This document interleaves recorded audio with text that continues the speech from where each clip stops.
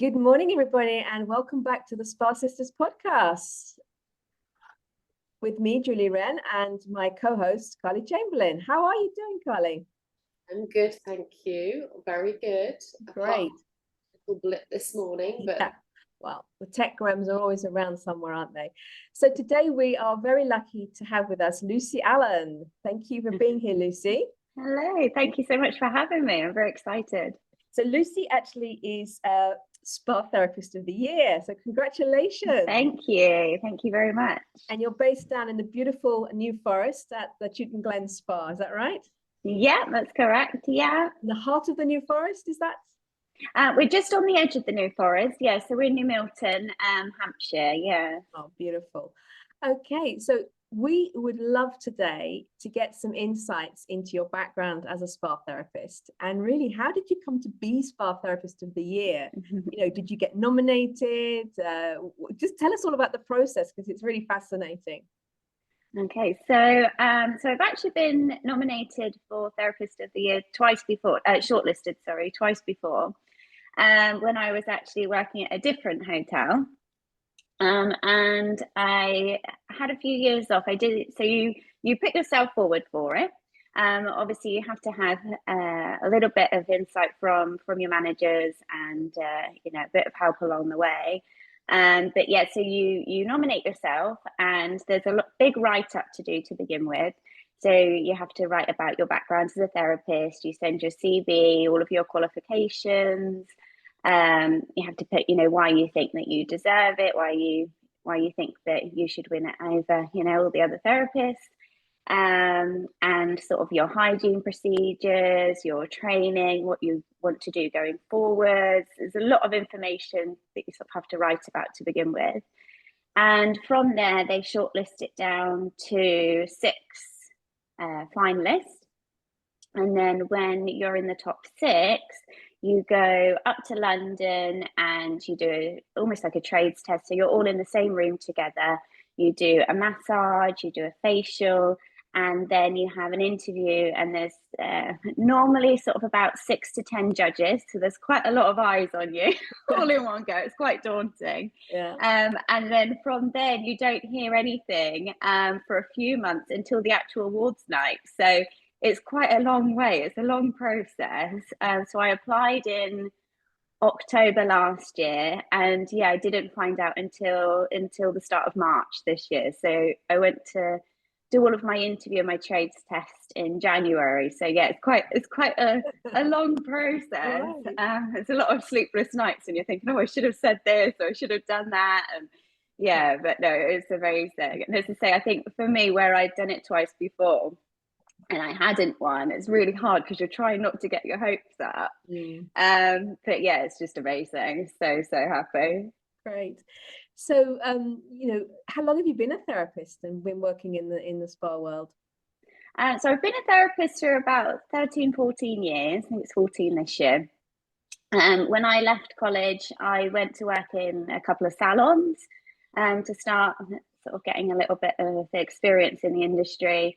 And I did that for about 2 years. And then I decided that I was going to take a jump and go into the spa world instead. I sort of found my niche a little bit. And so I went to work at Carey's Manor Hotel at Sun Spa in the New Forest as well. And I was there for about 10 years. And then I've been at Chewton Glen for sort of about 18 months, coming up 2 years. So yeah, quite a while. At what point did you feel like you were like inspired and confident to sort of step up to this challenge of being a therapist of the year? Was it like oh my gosh, I've done 10 years or I've done 5 years and now I'm ready, I'm going to put myself out there? Yeah, so when I was at Sun Spa, I was very lucky. I had a lot of in-depth training. And I qualified as a trainer for beauty therapy. So I am now a qualified teacher for beauty therapy. And I think my confidence just grew and grew while I was there. So I helped to manage a big team. We had about 18 Thai therapists, and I think about 3 of us English therapists. So yeah, there was quite a big team that sort of I stepped up to help manage. And there was a couple of times when the spa therapy manager was on maternity leave, so I helped to take over her job. So I'm quite experienced in the spa industry in all different levels. And then so I applied then, and as I say, I did get shortlisted to the top 6, which is still amazing in itself. But I think it always niggled at me that I managed to get that far and that I didn't manage to win. I think it always just grated on me a little bit as to, well, how can I get this far and not do the final push? So I had a lot going on sort of personally at home, and I had my 2 children, and life got a little bit busy for a few years. So I was shortlisted there in, I think it was 2016 and 2017. So I did take a step back for a few years. And this year I just thought, I'm built my confidence back up again. It's time that I'm going to do something for me again after having the children. And I'm going to go for it again, and I'm going to see where I get. And so when I got finalisted again, I was over the moon. And then I honestly, I still can't believe it. It's just incredible. I'm so happy. So how's that changed your day-to-day life at all?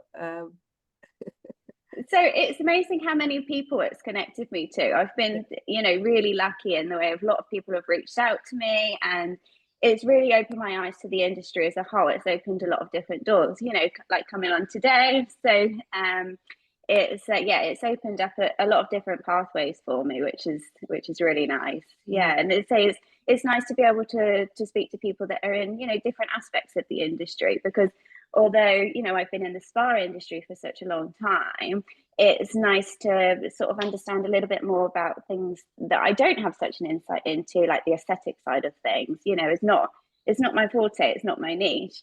So to be able to sort of get more of an understanding of that and other people's perception of different things as well within the industry has really been interesting.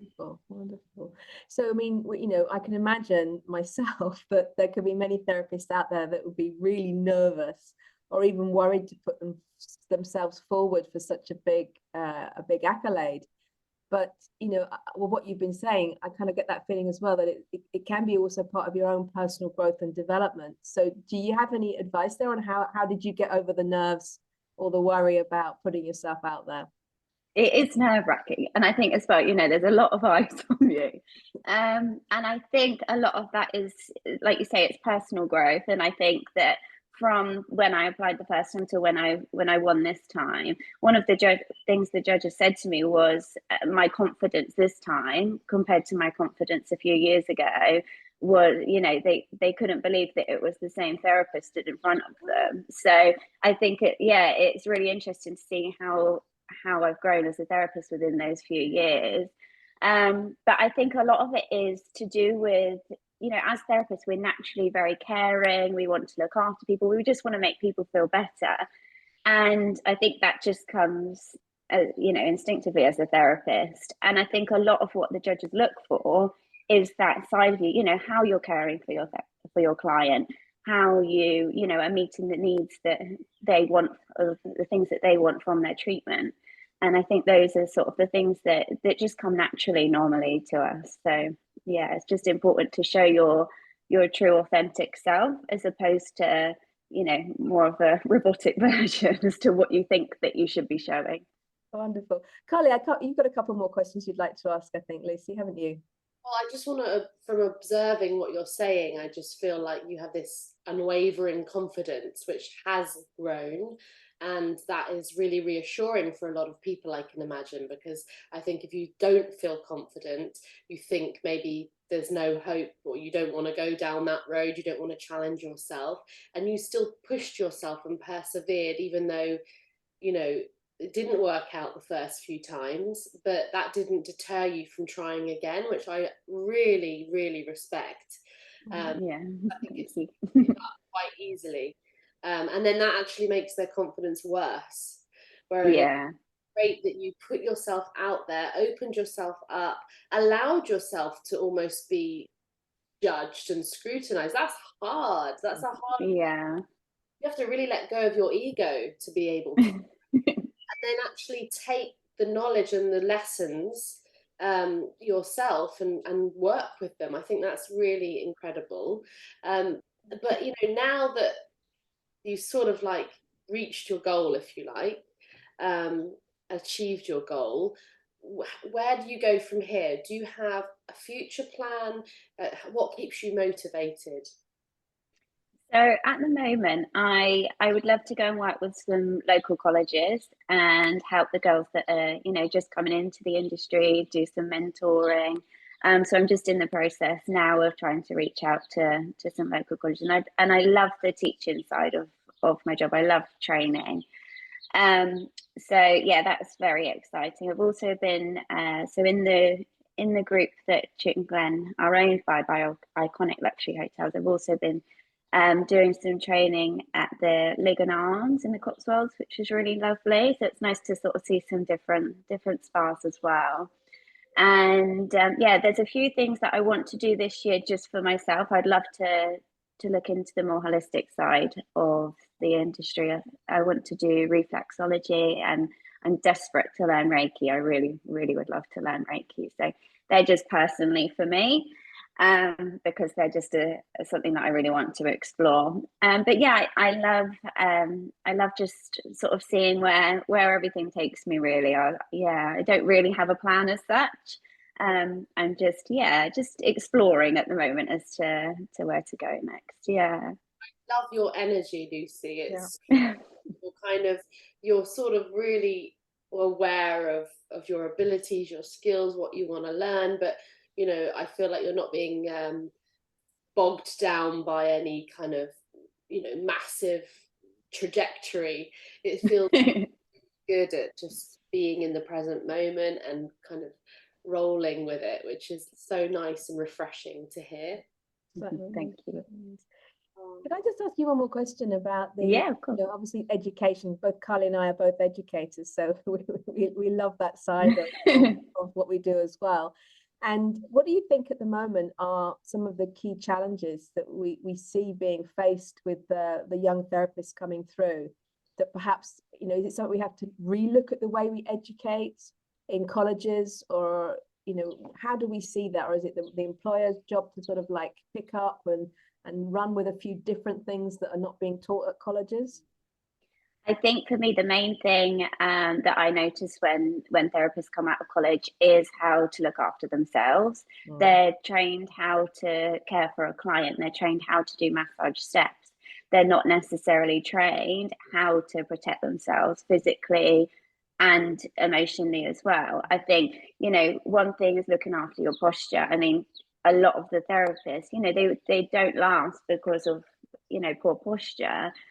And how they're positioning themselves when they're doing a massage, but also emotionally, clients come to us because they're stressed and because they're, a lot of the time they're finding things hard.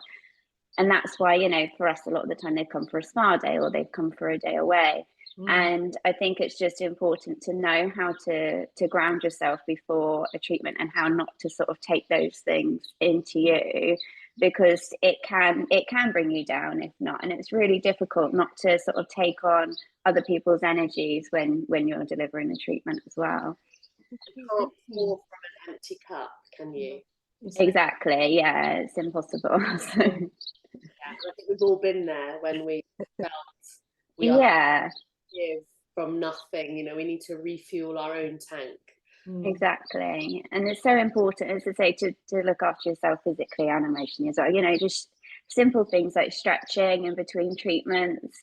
And as I say, sort of having a routine that you do to help ground yourself before a treatment as well. Whether that's through a chime, whether that's through deep breaths, however you find works for you. And aromatherapy is great for that anyway, when you're using the oils, but I use the scented balms as well, and those are really good for throughout the day as well. Yeah. So as Carly said, you are oozing confidence and it's lovely to see that, that the judges picked up on that as well, that you've grown in confidence. So if you could give some advice to other therapists out there on how to go about that, and and believing in their ability to be a great therapist, what would you say is the secret ingredient to getting that next level? I think a lot of it is knowledge, because the more you can learn, the more you feel confident in something. You're never going to feel confident in something if you don't understand it. I think for me, if you understand something, then you're going to be able to explain it more clearly, and you're going to feel more confident in something. So for me, it's just, learn as much as you can, take on board everything you can. And as I say, I learn all the time from the other therapists at Chewton Glen. I mean, they're all incredible, and they're so knowledgeable that I'm always asking questions. I'm always asking for their advice on stuff, because you learn from other therapists, day to day. It doesn't have to be necessarily like a big training course or anything like that, but it's interesting to see how other people do things. And to be able to experience treatments yourself as well definitely helps, because you can understand it from a client's point of view. Absolutely, 100% there. Thank you. Carly, do you want to wrap up with something? Well, I'm just sort of in awe of you. I really am. I know how hard it is to be a therapist. It's not all sort of footballs and rituals and nice music. Would be nice though, wouldn't it?